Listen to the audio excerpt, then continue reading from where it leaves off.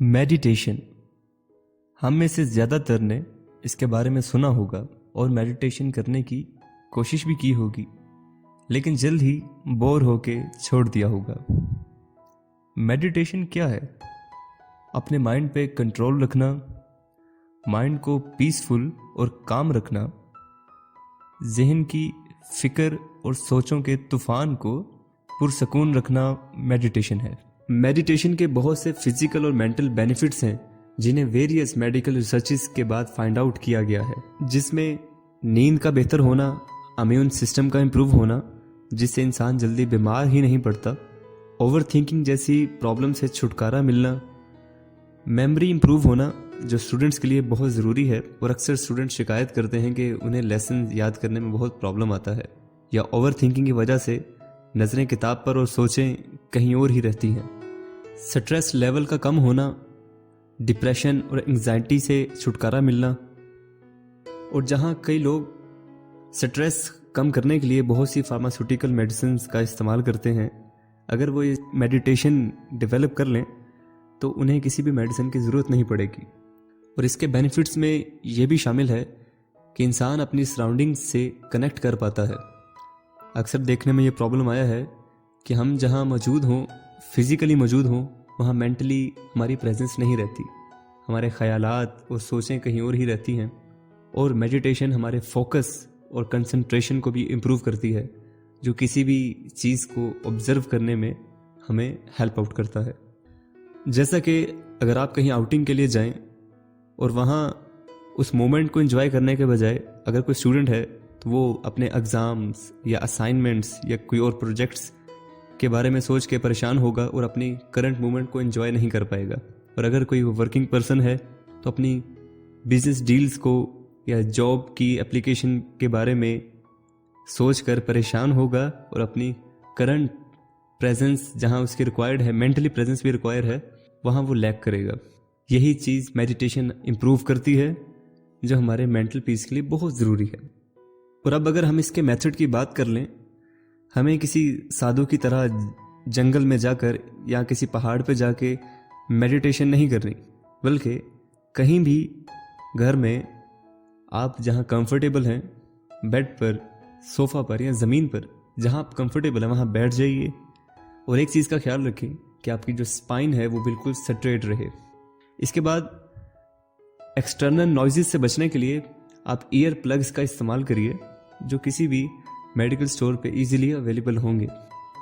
इंसान चूंकि अपने अंदर ही एक कंप्लीट यूनिवर्स है, उसे एक्सटर्नल चीज़ों को ऑब्जर्व करने से पहले जो चीज़ करनी है वो खुद को ऑब्जर्व करना है, जैसे कहते हैं कि खुद शनासी। अब मेडिटेशन में बेसिकली प्रोसेस खुद को जानना है कि हम अपने वजूद में क्या हैं। अब आप सिटिंग पोस्चर में बैठ चुके हैं, ईयरफोन्स या ईयर प्लग्स का इस्तेमाल करें। अगर ईयर प्लग्स नहीं है तो आप ईयरफोन्स भी यूज़ कर सकते हैं या कुछ और। इसके बाद आपका जो फोकस है वो अपनी इंटरनल जो वजूद की आवाज़ें हैं उन पे होगा। यानी मेडिटेशन में आपका जो फोकस ऑफ अटेंशन है या सेंटर ऑफ अटेंशन है वो किसी एक पर्टिकुलर चीज़ पे होगा।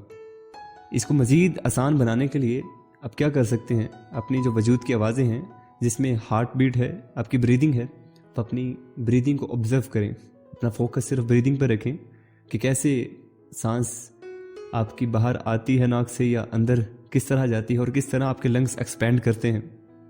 इसको करने के लिए आप 5 मिनट्स या 10 मिनट्स की लिमिट रख सकते हैं, टाइमर यूज़ कर सकते हैं। और जिससे पहले आपको डिस्ट्रैक्ट नहीं होना।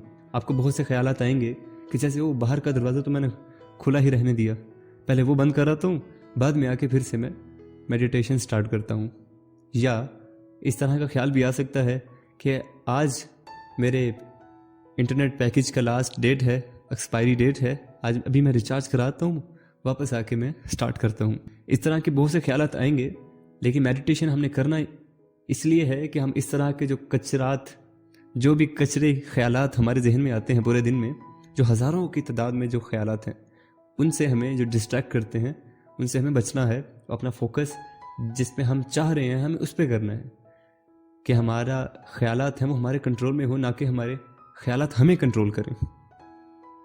किसी भी हैबिट को डेवलप करने के लिए मैक्सिमम 66 डेज चाहिए होते हैं कि किसी भी हैबिट को रेगुलरली किया जाए तो वो डेवलप हो जाती है। आप इसे एटलीस्ट 60 से 65 डेज तक करिए, फिर ये आपकी अपनी हैबिट हो जाएगी। हो सकता है कि बहुत सी डिस्ट्रैक्शंस आएँ, आपको लगे कि क्या फजूल काम कर रहा हूँ मैं, अपना टाइम वेस्ट कर रहा हूँ, नहीं, लेकिन इसका जो बेनिफिट है वो आपको जल्द ही महसूस होने लगेगा। एक अजीब सी एनर्जी आपको फील होगी और आपका हर काम में जो फोकस है, अटेंशन है, वो भी इम्प्रूव होगा। ओवरऑल आपकी तमाम परफॉर्मेंस जो है वो डेवलप हो जाएगी। इसे आप अपने मॉर्निंग रिचुअल का हिस्सा भी बना सकते हैं कि आप इसे दिन के आगाज़ में ही करें और रोज़ करें। हो सकता है शुरू में आपको प्रॉब्लम आए, आप 2 या 3 मिनट का टाइमर रख सकते हैं और इसे मैक्सिमम 20 मिनट तक लेके जा सकते हैं। सबसे पहले इंसान को ख्याल आता है, ख्याल फिर एक्शन में बदलता है और एक्शन से इंसान की ज़िंदगी बदलती है।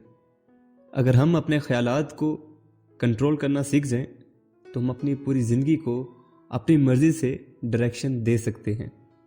मैं अपनी बात यहाँ ख़त्म करता हूँ। Thank you so much.